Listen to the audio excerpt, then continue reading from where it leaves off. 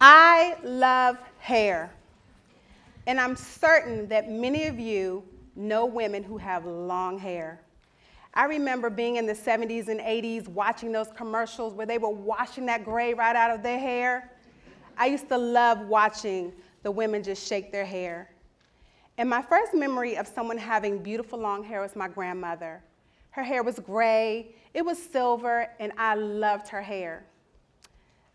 Family folklore was that we had a little bit of Indian in our family. I believed it, okay? And I looked forward to going to my grandmother's house in the country in the summertime because I was the only girl that went. So that meant I got to do grandma's hair. She didn't go to the hairdresser on Saturday. I would go in the kitchen, watch her wash her hair in the sink, and I would put my hands in, thinking I was doing something. And my grandma would say, "Gal, you get that comb so you can scratch the dandruff out of my hair." And I loved doing that. And she would sit in her armchair, and I would stand behind her, and I would part her hair and scratch the dandruff out of her scalp. And I would put a little bit of sulfur-8 on those parts. I had a good time doing that. And then I would braid her hair and listen to stories about my mom when she was a little girl. I found out she was not perfect. Throughout my childhood, especially early elementary school, my mother would press my hair. So my African-American females, you know what I'm talking about. I would sit at that kitchen table on Saturday night. My mother would take that hot comb and put it on the flames on the stove, and I would hear the hair sizzle, and I would smell the smoke of my hair from last week. Thank you, Madam C.J. Walker. And I remember my mother saying, "Girl, hold that ear down.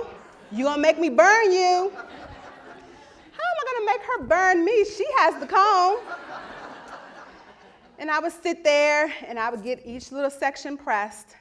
And then when I got done, I was able to shake my hair, and I was looking cute. Getting up out of that chair, I was admonished, "Don't you mess up your hair, don't you sweat, because you know you're gonna have a bush again."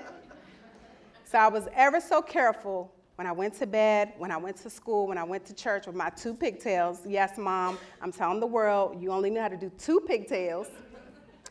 And I had ribbons on the end of my hair, and I always made sure not to sweat. I was very conscious about hair. So lo and behold, can you imagine my astonishment when I heard about the perm? I could not wait to get my first perm. My best friend Shelly told me about the perm. She said, "You have to get the perm. You'll never have to get your hair pressed again." I begged my mother. I said, "Mom, please, can I get a perm? Because then we'll never have to sit at the kitchen table again." My mom acquiesced. And I remember going to Miss English house for the first time, sitting at her kitchen table and getting that creamy crack put on my hair. I couldn't wait. And Shelly was sitting there. She's like, "Is it burning yet?" And I was like, "Mm-hmm." And once Miss English washed my hair, it was straight and it was still wet. I couldn't believe it. I was sitting in the chair and I was shaking my hair because I had straight hair and it was still wet. So throughout high school, Shelly and I, we would buy packs of orange Kool-Aid, strawberry Kool-Aid, even blackberry Kool-Aid to dye our hair. So I would go to school, burgundy one week, orange another week. We would take turns cutting each other's hair. We loved our hair. We even got so fancy and bought some peroxide, stuck our toothbrushes in the bottle, and dyed our hair blonde. We were fancy. So when I became an adult, I experimented with weaves, I experimented with braids, all of those things that I was able to do with my hair because I loved hair. Then I had 2 daughters, and boy, was I in hair heaven again. So you can imagine the dismay I had in 2010 when I went to a dermatologist. I noticed that the shoulder-length hair that I had started coming out. What was once long, thick locks, now they were being held on by 4 and 5 strands of hair. I sat in her office. She came back into the room. She said, "Miss Barnett, you have alopecia." I said, "What is that?" She said, "You're going bald." I said, "I'm not even 40 yet. That happens to old people." She said, ma'am, this happens to about 40% of women. I couldn't believe it. I was devastated. I told her, you have to fix this. She said, the only way to fix this is either shots, pills, or cream. However, those came with a laundry list of side effects. You know how like on the commercials, the man talks for 3 minutes about the side effects? Yeah, those. So I took the pamphlet, took it home. I cried like a baby to my husband, and my husband said, honey, I love you. It is just hair. Your hair does not matter to me. Your health does. So I did not make that follow-up appointment with her.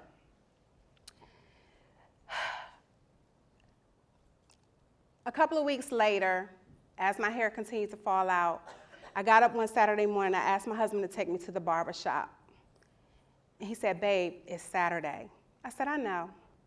So I went to the barber shop full of men on a Saturday.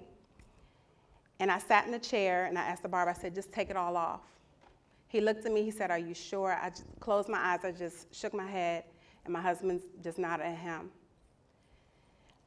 When he started cutting my hair with the scissors, I watched each lock just fall on the ground. Then when those were gone, he turned on those clippers, and the buzz of the clippers just tugged me to my core. He started to shear the remaining of my hair off, and I heard a little boy say, Daddy, why is that lady cutting her hair? She's gonna be bald. And that hurt me, because to him, seeing a woman bald was a negative. When we were done, we got in the car, and I cried and I cried. And for about 3 years, I faked that I was bald because I wanted to be. I had people say, when are you gonna grow your hair out? And I would just come up with some type of excuse.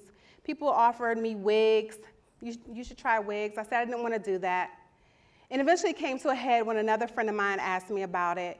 And I went on social media, and I got my PhD dissertation explaining to people what was going on with me. And can you imagine my surprise when my inbox started pinging with messages from women and men saying they were living with hair loss too, but they were hiding it. In that moment, I found myself when I lost my hair.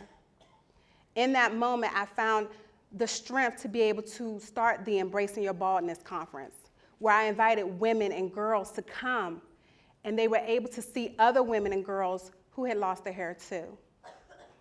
The beautiful thing about little girls is they weren't bothered by the hair. It was their moms and their grandmas. They ran around, they had a good time, they looked at me, I looked at them, they were like, you're bald just like me. I said, I know I am. And they reaffirmed me, and I was able to stand with my hair loss. And I just want to leave you with this. Here recently, I was tagged in a Facebook post by a friend of mine who was at that Embracing Your Baldness conference several years ago. And guess what? She was bald. She said, just seeing all my different posts and me encouraging women, it gave her the courage to finally go to the barbershop and cut the rest of her hair off. And so now she's living bald too. And I'm really excited that I was able to find myself when I lost my hair. Thank you.